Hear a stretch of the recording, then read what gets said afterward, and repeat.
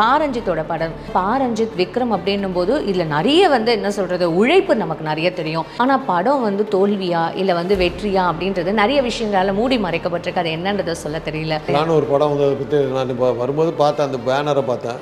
ஜெயரா ஆதிவாசிகள் மாதிரி இருக்கிறத தியேட்டரை கிராஸ் பண்ணும்போது பார்த்தா தான். அன்றைக்கெல்லாம் நீங்கள் சினிமா படம் ரிலீஸ் ஆச்சுன்னா காலேஜில் படிக்கிற போது ஃபஸ்ட்டு மேட்னி ஷோ நான் பார்க்கலன்னா காலேஜில் மானம் போய்டும். இன்னுமா பார்க்கல. இந்த ரஜினி கவுண்டமணி ஒரு படத்தில் சொல்லுவாங்கள்ல, ஃபஸ்ட் ஷோ மன்னன் படம். என்ன நாங்கள் பேசுறது தான் அந்த படத்தில் டைலாக் ஆகுது.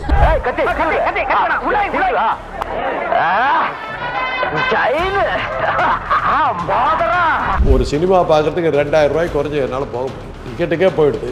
இன்டர்வலில் காஃபின்னு குடிக்கிறனாக்கா 250 ரூபா காஃபிங்கிறான். ஒரு பாப்கார்ன் ஒன்று சாப்பிட்டோம்னா 250 ரூபா, 500 ரூபா போச்சு. நாங்கள் 2 பேர் போனோம்னா அதுக்கே 1000 ரூபா போச்சு. அப்புறம் சினிமா டிக்கெட் 1000 ரூபா, 2000 ரூபா. எங்கே போகிறது? அதாவது கோடீஸ்வரர்கள் தான் பார்க்க முடியும். ஆர்டினரி மக்கள் பார்க்குறதுக்கான வாய்ப்புகள். அப்போ தான் தெரிஞ்சுது, ஏன்டா ஒரு படம் 3 காட்சியிலேயே 300 கோடி ரூபா வசூலாச்சுன்னா இப்படி வாங்கினாக்கா வராமல் என்ன பண்ணுறது? ரிப்பீட்டட் ஆடியன்ஸ் எப்படி வருவான்? விலை நிர்ணயம் போகிற போக்கு பார்த்தாக்க நான் பாதி படம் பார்க்குறேன், கொஞ்சம் டிக்கெட் விலையை குறைச்சிக்க முடியுமான்னு கேட்குற மாதிரி இருக்கிற. அப்படி தான் போகும். ஒரு தடவை பார்த்தாவே சொத்தை பறி கொடுத்துட்டேன். சொத்தை விற்று தானே படம் பார்க்குறேன். என்டையர் மவுண்ட் ரோட்டில் சினிமாங்கிற ஒரு விஷயமே இல்லை. அண்ணா சாலை காலி. நான் சாயந்தரம் நேரத்தில் அங்கே நான் போக முடியாது. அவ்வளோ சினிமா பார்க்குற க்ரௌட் அப்படி நிற்கும். திண்டிவனம் போய் படத்தை பார்த்துட்டு எங்கே விட்டுருங்க, நம்ப மாட்டீங்க. அவ்வளோ கிரேஸு, அவ்வளோ பைத்தியம், அவ்வளோ வெறி. சார் அந்த காலத்தில் படங்களும் அந்த மாதிரி வந்தது இல்லை சார். அன்றைக்கி வேறு என்டர்டெயின்மெண்ட் இல்லை. அன்றைக்கி டிவி கிடையாது, ஒன்றும் கிடையாது. விட்டால் வேறு வழி இல்லை. ரமணா படத்தில் எல்லாரும் அயோக்கியர்கள், நடிகர்களை தவிர. அந்த படத்தை போய் பாரு, எல்லா நடிகர்களும் யோக்கியங்கிற மாதிரி காட்டுவாங்க. நீ வச்சிருக்காத கருப்பணமாப்பா, நீ ஏமாத்தாதா? ஊஞ்சா இதை மாத்திரம் தொழில் மாத்திரம் காப்பாற்றிக்கிட்டேன். விஜயகாந்த் அவரையா? ஆமாம், அந்த ரமணா படத்தில் போய் பாருங்க. நடிகர்களை பற்றி வராது. போலீஸ்காரரை காட்டுவாங்க, ஜட்ஜை காட்டுவாங்க, வக்கீலை காட்டுவாங்க, டாக்டரை காட்டுவாங்க. எல்லாரும் கிட்ட கட்டுவாங்க. நடிகர்கள் பூரா யோகியம். தெரியாம பண்ணிட்டோம், மன்னிச்சிருங்க சார். தமிழ்ல எனக்கு பிடிக்காத ஒரே வார்த்தை. இதுல போடாதவங்க கூட எவ்வளோ பேர் இறந்துருக்காங்கல்ல சார். கொரோனானால பலி கொடுத்துட்டோம்னா சார். அரசியல் தோல்விகளை மறைப்பதற்காக அரசியல்வாதிகளும் அதிகாரிகளும் பண்ண ஒரு மேன்மேட் வைரஸ். அதனால தான் எங்களை பிடிச்சாக்க நாங்கள் உளறிடுவோங்கிறதுக்காக எங்களை 10 நாள் உள்ள வச்சிருந்தாங்க. ஹவுஸ் மாதிரி எல்லாமே அங்கேயே தான் வச்சு. அதாவது அந்த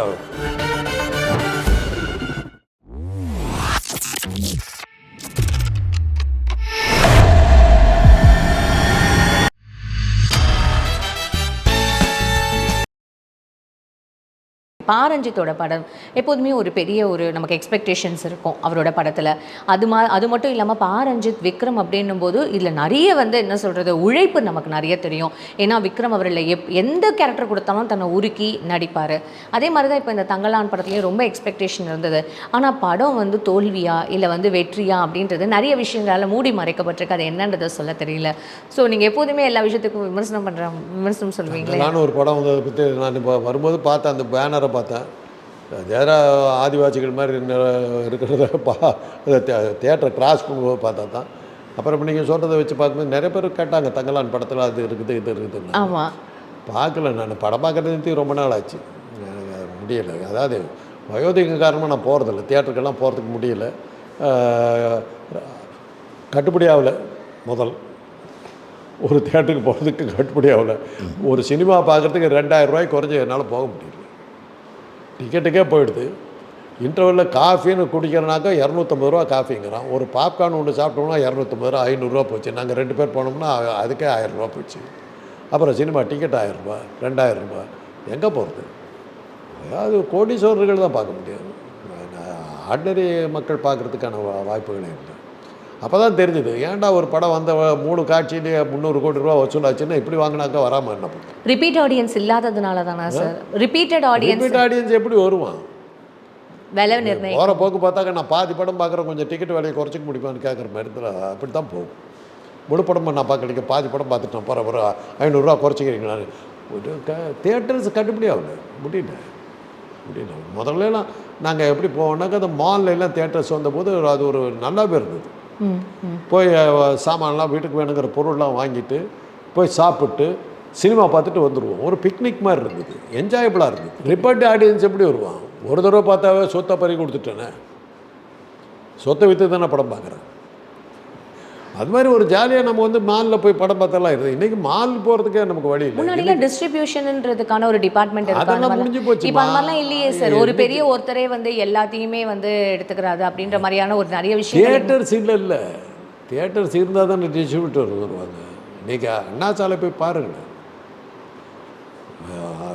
உள்ளே என்ட்ரு பண்ணோன்னா அண்ணா சிலைக்கு எதிரில் எட்ஃபின்சன் தியேட்டர் இருந்தது, பின்னாடி கேசினோ, அதுக்கு பக்கத்தில் கெயிட்டு, அந்த பக்கம் பாலத்தை தாண்டிங்கன்னா சித்ரா, இப்படியே இந்த பக்கம் வந்தீங்கன்னாக்கா அண்ணா தியேட்டர், அண்ணா தியேட்டருக்கு அடுத்து அப்படி சாந்தி தியேட்டர், சாந்தி தியேட்டர்லேயே 2 தியேட்டர், சாந்தி தியேட்டர் தாண்டினோடனே தேவி தியேட்டர், தேவி தியேட்டரில் 4 தியேட்டர், 4 சினிமா, அதுக்கு பக்கத்தில் பிளாசா, பிளாசாவுக்கு பக்கத்தில் வெலிங்டன், வெலிங்டனுக்கு பக்கத்தில் மிட்லண்டுக்கு பக்கத்தில் ஓடியன், இந்த பக்கம் வந்தீங்கன்னா Alankar theatre, Anand theatre, sapphire theatre, படமாக போயிட்டுருக்குங்க. நீங்கள் அதெல்லாம் நான் சொல்கிறேன், நீங்கள் கேள்விப்பட்டு கூட இருக்க மாட்டீங்க, எங்கே இருந்து கேட்பீங்க. எல்லாம் இன்றைக்கி காணோம், ஒன்றும் இல்லை. என்டையர் மவுண்ட் ரோட்டில் சினிமாங்கிற ஒரு விஷயமே இல்லை. அண்ணா சாலை காலி. அண்ணா சாயந்தரம் நேரத்தில் அங்கே நான் போக முடியாது, அவ்வளோ சினிமா பார்க்குற க்ரௌட் அப்படி நிற்கும். எங்கே இருக்குது தியேட்டர்? தியேட்டரே இல்லையே. சேலத்தில் வந்து 90 தியேட்டரு, மெட்ராஸ் பெங்களூருக்கு அடுத்தா அப்படி மிக அதிகமான தியேட்டர்கள் உள்ளது வந்து இந்தியாவிலேயே வந்து சேலம். பெங்களூர்லேயும் தியேட்டரை மூடிவிட்டாங்க, சேலத்துலேயும் தியேட்டரை மூடிவிட்டாங்க. எல்லாம் கமர்ஷியல் காம்ப்ளெக்ஸ், கமர்ஷியல் காம்ப்ளெக்ஸும் போய் என்னென்னமோ ஆகிப்போச்சு. சினிமா தியேட்டர்ஸ் இல்லை, எடுத்து எங்கே போடுவீங்க? ஓடிடியில் பார்க்குறீங்க, நெட்ஃப்ளிக்ஸில் பார்க்குறீங்க, வெளியே போக வேண்டிய அவசியம் இல்லை. உண்மை சார். இந்த படத்தை பார்க்குறதுக்கு 100 ரூபா கட்டுங்கிறாங்க, அது கொஞ்ச நாள் கழிச்சு அது அடிக்கும் தெரியும், அதுக்கப்புறம் பார்த்துக்கலாம் விட்டுறாங்க. அன்றைக்கெல்லாம் நீங்கள் வந்து சினிமா படம் ரிலீஸ் ஆச்சுன்னா காலேஜில் படிக்கிற போது ஃபஸ்ட்டு மேட்னி ஷோ நான் பார்க்கலன்னா காலேஜில் மானம் போய்டும், மானமே போய்டும். இன்னுமா பார்க்கல? இந்த ரஜினி கவுண்டமணி ஒரு படத்தில் சொல்லுவாங்கள்ல, ஃபஸ்ட் ஷோ மன்னன் படம், அந்த மாதிரி மிரட்டி வாங்குவோம்ல, அந்த மாதிரி இருக்குது. நாங்கள் பேசுகிறது தான் அந்த படத்தில் டைலாகாக வந்து மானம் போய்டும். என்னன்னா இன்னுமா பார்க்கலன்னு அவ்வளோ கேவலம். அதனால் மத்தியானம் என்ன கிளாஸு ஏது யாருக்கும் தெரியாது. சொன்னால் நம்ப மாட்டீங்க, எங்கள் வீட்டு பிள்ளை படத்துக்கு டிக்கெட் வாங்கிட்டு வர சொல்லி சரி பொங்கல் அன்றைக்கி ரிலீஸ் ஆகுது. என் பக்கத்து ரூமில் பழனின்னு ஒருத்தர் இருக்கார். அவர் சொன்னார், என்னை பார்ட்னர் கூப்பிடுவார், பார்ட்னர் கேஷனோட தான் படம் ரிலீஸ் ஆகுது, எங்கள் வீட்டு பிள்ளை படத்துக்கு நான் புக் பண்ணிட்டு வந்துடுறேன் அப்படின்னா, நாங்கள் ஒரு 6-7 பேர் சேர்ந்து காசு கொடுத்துட்டோம். போனவர் காணோம். பொங்கலுக்குன்னு 4-5 நாள் இருக்குது ரிலீஸ் ஆகிறதுக்கு. போனவர் ஆளே வரல. 3 நாள் எங்கே போனார்னு தெரியல. 3 நாள் காணும். 3 நாள் கழித்து வர்றாரு. என்னன்னா, பார்ட்னர் டிக்கெட்டு கிடைக்காம ஒவ்வொரு தியேட்டராக போயிட்டு நான் திண்டிவனத்தில் போய் டிக்கெட் வாங்கிட்டு வந்தேன். திண்டிவனத்தில் டிக்கெட், அது மாதிரி வாழ்ந்தவங்கம்மா நாங்கள். திண்டிவனம் போய் படத்தை பார்த்துட்டு வந்தோம் எங்கள் வீட்டு பிள்ளைங்க. நம்ப மாட்டீங்க, அவ்வளோ கிரேஸு, அவ்வளோ பைத்தியம், அவ்வளோ வெறி. சார் அந்த காலத்தில் படங்களும் அந்த மாதிரி வந்தது இல்லை சார். அன்றைக்கி வேறு என்டர்டெயின்மெண்ட் இல்லை, அன்றைக்கி டிவி கிடையாது, ஒன்றும் கிடையாது, விட்டால் வேறு வழி இல்லை. That's the only என்டர்டெயின்மெண்ட்டு. திண்டிவனத்தில் போய் வாங்கிட்டு வரோம் 80 மைல் கேட்டு. இப்போ பார்த்தா நாங்கள் போனோம்னா நான் திண்டிவனத்தில் இருக்கிறது எனக்கு அங்கே தான் தெரிஞ்சது. இவரோடு பஸ் எவ்வளோ sweet memory that you can share it today. இதெல்லாம் இன்றைக்கி இன்னும் ஒரு பழனி பெரிய ஆஃபீஸர் இதெல்லாம் வந்து நாங்கள் சொன்னால் சிரிப்பாங்க. எங்கள் பசங்கிட்ட சொன்னாக்கா, இப்படி எல்லாமாடா ஆட்டம் போட்டீங்க இந்த மாதிரிலாம். இதுக்கு நாங்கள் வந்து எங்கள் பெற்றோர்களை தான் சொல்லணும். அவங்க எங்கள் மாதிரி பிள்ளைங்களை வளர்த்தி காப்பாற்றி விட்டாங்க. இவ்வளோ தருதலையாக இருந்த பசங்களை காப்பாற்றிருக்காங்க, அவங்களுக்கு தான் நாங்கள் நன்றி சொல்லணும். உண்மையா சார்? இதெல்லாம் அந்த காலத்தில் இருந்ததுமா. அது அப்போல்லாம் ஏசிங்கிறதெல்லாம் கிடையாது. மேட்னி ஷோ போனோம்னா வேத்து ஒழுங்கும், ஃபேன் போட மாட்டாங்க. இன்றைக்கி இருக்கிற ஒரு மிகப்பெரிய இந்த தேவி தியேட்டரு ஏசியை படம் ஓட்டுவாங்க தெரியுமில்ல, ஏசி தியேட்டர்னு பேர். ஏசியை வந்து பாதி படம் ஓட்டும்போது ஏசியை நிறுத்திடுவாங்க. அதெல்லாம் பண்ணாங்க, பெரிய ரகலாச்சு. கலெக்டர் அந்த அதிகாரிகள் கேட்பீங்களா சார்? ஏது கத்தெல்லாம் எல்லாம் தியேட்டர் யார் போட மாட்டாங்க. அந்த மாதிரி உங்களுக்கு அது மாதிரி நடந்தது இல்லை? அதெல்லாம் நடக்க போட்டதான் காசெல்லாம் போடுவானுங்க. அந்த சீனெல்லாம் நான் வந்து மதுரையில் தான் பார்த்தேன். மதுரையில் தான் அந்த படம் ஆரம்பித்த உடனே கருப்பு கருப்பாக ஸ்க்ரீன் முன்னாடி தெரியுது. என்ன பார்த்தாக்கா பூவா தூக்குறானுங்க. இது நாங்க இதெல்லாம் சினிமால இல்லை நாங்களே சினிமால தான் சார் பார்த்துருக்கோம் லைவா அந்த மாதிரியான ஒரு இல்லை experience லைவாக பார்க்கணும் நீங்கள் மதுரைக்கு போகணும். ஓகே மதுரையிலே இப்போ தேட்டர்ஸ் இல்லை, சினிமா பார்க்குறது no takers all over the world theatre no cinema. அதனால் இன்றைக்கி வந்து நீங்கள் அந்த தங்கலான் படத்தை ஏதோ கேட்குறீங்க, பார்க்குறதுக்கு வாய்ப்பு இருந்தால் பார்ப்பேன். அதை போய் பார்க்குற அளவுக்கு நான் இன்ட்ரெஸ்டடாக இல்லை. இப்போ கொரோனா இதில் போடாதவங்க கூட எவ்வளோ பேர் வந்து இறந்துருக்காங்கல்ல சார். கொரோனானால பல பேரை பலி கொடுத்துட்டோம்மா. பலி எதுக்காக? கொடுத்துருக்காங்க சார். அரசியல் தோல்விகளை மறைப்பதற்காக அரசியல்வாதிகளும் அதிகாரிகளும் பண்ண ஒரு மேன்மேட் வைரஸ். இதில் என்ன பிரச்சனை வந்ததுன்னா, எய்ட்ஸ் எப்படி தப்பிச்சதுன்னா, எய்ட்ஸை நம்ம ஆசிய நாடுகளுக்கும் இன்னும் குறிப்பாக சொல்லப்போனால் இந்தியாவுக்கும் ஆப்பிரிக்காவுக்கும் தான் வந்து அமெரிக்கா ப்ரிப்பேர் பண்ணான் அந்த வைரஸ். பாப்புலேஷன்றதுனால அது சம்மந்தப்பட்ட ஆள் நான். பாப்புலேஷன்றதுனாலயா இல்லை, அவங்க அமெரிக்காவுக்கு மைக்ரெண்ட்டாக யாரா வர்றான்னு பார்த்தீங்கன்னா பர்டிகுலராக இந்தியா, அதுக்கு அடுத்து அப்படி யாருன்னா ஆஃப்ரிக்கன்ஸ். இவங்க ரெண்டு பேர்த்தையும் ஒழிச்சாகணுங்கிற முடிவு எடுத்து அமெரிக்க இராணுவத்தால் உருவாக்கப்பட்டது தான் எய்ட்ஸ் வைரஸ். இதில் வந்து அங்கே இருந்த சில கற்பர்கள் அதை கண்டுபிடிச்சிட்டாங்க. நம்மளை அடிக்கிறதுக்கு தாண்டா அதை உருவாக்குறான்னு தெரிஞ்சோன்னே அவன் அமெரிக்காவிலே பரப்பிட்டான். இந்தியாவுக்கு வந்து நம்ம மாற்றத்துக்கு முன்னாடி அமெரிக்காவில் இருக்க மாட்டிட்டான். அப்போ தான் புரிஞ்சு வச்சு என்னடா இது இப்படி மாட்டிக்கிட்டோன்னு உடனே அவதியாக வந்து கொரோனாவுக்கு விட எய்ட்ஸ் வைரஸுக்கு உடனடியாக எப்படி கண்டுபிடிக்கிறது டெஸ்ட்டு உடனே கண்டுபிடிச்சிட்டானுங்க. வெஸ்டர்ன் பிளாட்டு அது இதுன்னு சொல்லி கிடுகிடுன்னு வந்துருச்சு. உடனே ஜிடவுடின்னு ஒரு மாத்திரை கொண்டுட்டான். எப்படி வந்தது?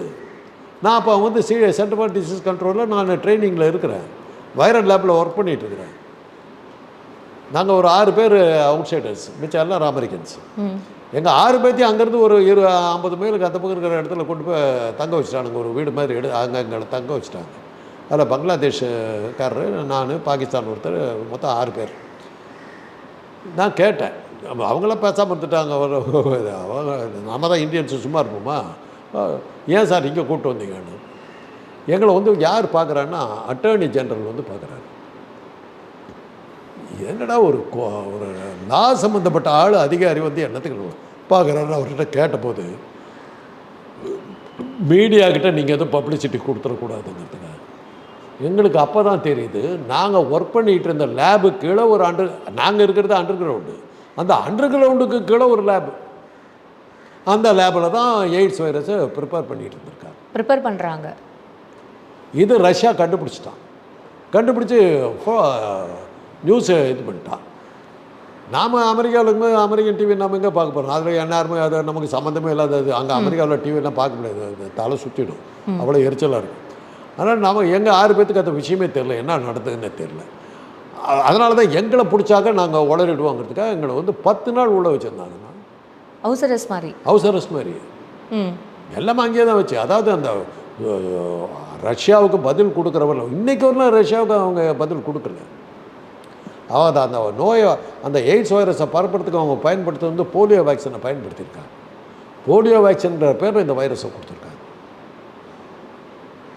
எனக்கு கிளாஸ் எடுத்த ஒரு ஒரு கருப்பு ப்ரொஃபஸர் சொல்கிறாரு, உன்னையே நீ ஒழிக்கிறதுக்கு பண்ணதுரா அந்த வெள்ளைக்காரனுக்கு பண்ணதுரான்னார். The white fellows wanted to kill black and yellow people like you. நம்மளை எல்லோங்க. We are also considered black. Yeah. America பொறுத்தவரை we are black. Yes. அங்கே போய் எழுதணும்னா என்ன க்ளீனாக சொல்லுவாங்க. நான் ஒரு தடவை சொன்னேன், I am Indian. So what, நாங்கள் யூ ஆர் ஒன்லி பிளாக். நாங்கள் தேங்க்யூ. அதுக்கப்புறம் எங்கே போனாலும் நான் க்ளீனாக பிளாக்னு போட்டுருவேன். பிளாக். இது எதுக்காக சொல்கிறேன்னா, இது மாதிரி பல விஷயங்கள் நம்ம வந்திருக்குது. இல்லை, ரமணான்ற ஒரு படம் மூலமாக விஜயகாந்த் சார் வந்து எவ்வளோ அழகாக இந்த மக்களுக்கு எடுத்து சொல்லியிருக்காரு அப்படின்னா, அதுக்கப்புறமாவது கொஞ்சமாவது மக்கள் வந்து விழிப்புணர்வு ஏற்பட்டிருக்கோம்ல சார். அந்த இப்போ தொடர்ந்து இது மாதிரியான ஒரு சிடி ஸ்கேன், எம்ஆர்ஐ ஸ்கேன், உடம்பு ஆரோக்கியம் அப்படின்னு வரும்போது மக்களுக்கு அந்த ஒரு பயம் இருக்கும்ல சார். ஒரு சின்ன ஒரு விஷயம் இருந்தால் கூட ஐயோ நமக்கு அஃபெக்ட் ஆகிடுமோ, அதனால் நிறைய பிரச்சனை வந்துடுமோன்ற ஒரு பயத்தில் போகும்போது இங்கே எல்லாமே இந்த மாதிரியான ஒரு மாஃபியாக்கள் எங்கே போனாலும் சொல்கிறீங்க. இப்போ என்ன மாதிரி டாக்டர்ஸ் எல்லாம் எங்களை வந்து ட்ரெயின் பண்ணவங்க வந்து டாக்டர் சோமினின்னு ஒருத்தர், டாக்டர் தம்பையான்னு ஒருத்தர். இவங்க எங்களுக்கு என்ன ட்ரைனிங் கொடுத்துருக்காங்கன்னா, லேப் இன்வெஸ்டிகேஷன் பண்ணி நீ கேட்டின்னாவே உன்னுடைய கிளினிக்கல் நாலேஜ் ஒன்றும் இல்லைன்னு அர்த்தம். நீ லேபரேட்டரி டெக்னீஷியன் வச்சு தான் நீ வைத்தியம் பண்ணுற. நீ என்னைக்கு லேப் ரிப்போர்ட்டு கேட்குறியோ அன்றைக்கி you are not a doctor. அப்படி தான் எங்களுக்கு ட்ரைனிங். நான் லேப் ரிப்போர்ட்டு கேட்டதே கிடையாது. எனக்கு ப்ராக்டிஸ் வந்ததே இல்லை. என்ன சொல்லுவாங்கன்னா, அந்த டாக்டர் ஒரு படம் கூட பிடிக்க மாட்டான், அவங்ககிட்ட போய் என்ன பண்ணுற? கேஸ் எப்படி வரும் தெரியுமாம்மா? இங்கே உட்காந்துட்டு பேசுகிறீங்க, என்ன உடம்புக்கு என்ன 4 நாளாக தலைவலிங்க, ஒரே ஜுரம், மூக்கெல்லாம் ஒழுகுது, இருமலாம் அவனை இருமலாம், வயிறெல்லாம் பெரட்டுது, சாப்பிடவே முடியல, கொமட்டிக்கிட்டே இருக்குது. இப்போ இது இப்படி தான் இருக்குது. உத்தரவு கொடுத்து பார்த்தா எதுவும் பண்ணி பார்த்தேன். சார் ஒரு ஊசி போடுங்க சார். நோய் என்னான்னு சொல்கிறதோட வைத்தியமும் அவனே சொல்லுவான். ஊசி போடுங்க சார். மென்டலி அவங்க ஃபிக்ஸ் ஆகிட்டாங்களா சார்? ஊசி போட்டால் தான் வைத்தியம். ஊசி மருந்து 3 ரூபா. நான் கொடுக்குற மாத்திரையோட விலை வந்து 30 ரூபா. Most powerful drug. மாத்திரை வேண்டாங்கிறான். அப்புறம் கம்பத்து ஊசி போடு சார். அதாவது ட்ரிப்பு. ஓ, ட்ரிப்ஸை கம்பத்து ஊசி. கம்பத்து ஊசின்னு வேணால் கம்பத்தில் மாட்டி போடுறோம் இல்லையா, அதனால் கம்பத்து ஊசி போடு. அது போட்டால் தான் சரியாகும். அவன் என்னத்தை ஏற்றுறான்? சக்கரை தண்ணி உள்ளே ஏற்றுறான், அவ்வளோதான். வேறு வழி இல்லை. நேர் விருப்பம்.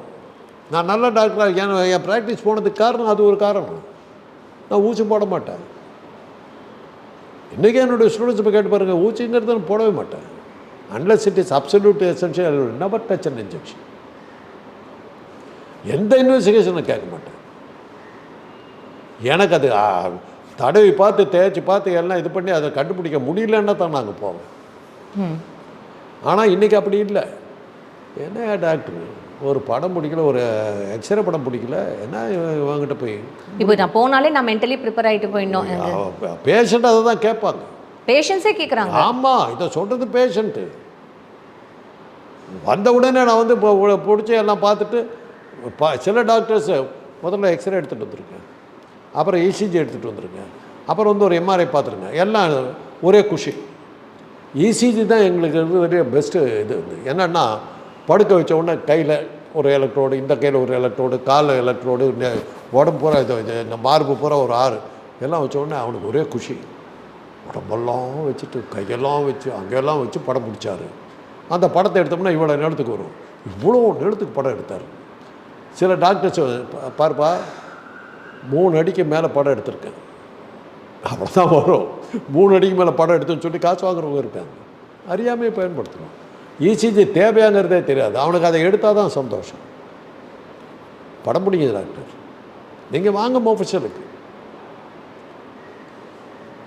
இதெல்லாம் நாங்கள் பண்ணாக்கா அவர் பணத்தை வச்சு பிழைக்கிறான்னு படம் எடுத்து விட்டாங்க. நீங்கள் சொன்னீங்களா, அந்த ஆளை எடுத்து விட்டார். என்னமோ நச்சா சினிமா நடிகர்கள் ரொம்ப யோகியம். அந்த படத்தில் அவங்க காட்டவே இல்லை, தெரியுமில்ல. அந்த படத்தில் ரமணா படத்தில் எல்லோரும் அயோக்கியர்கள் நடிகர்களை தவிர. அந்த படத்தை போய் பாருங்க, எல்லா நடிகர்களும் யோகியங்கிற மாதிரி காட்டுவாங்க. விமர்சனம் அதான் எழுதுறாங்க. நீ வச்சுருக்காத கருப்பு பணமாப்பா, நீ ஏமாத்தாததா, ஊஞ்சா இதை மாத்திரம் தொழில் மாத்திரம் காப்பாற்றிக்கிட்டியானு விஜயகாந்த் அவரையா? ஆமாம், அந்த ரமணா படத்தில் போய் பாருங்களேன். நடிகர்களை பற்றி வராது. போலீஸ்காரரை காட்டுவாங்க, ஜட்ஜை காட்டுவாங்க, வக்கீலை காட்டுவாங்க, டாக்டரை காட்டுவாங்க, எல்லோரும் கெட்டதை கட்டுவாங்க. நடிகர்கள் பூரா யோகியம்.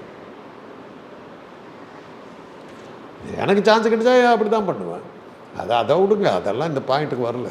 இப்போ வந்து இன்றைக்கி நான் வந்து ப்ராக்டிஸ் நான் பண்ணுனாக்கா நான் அந்த படம் எடுத்து தான் ஆகணும்.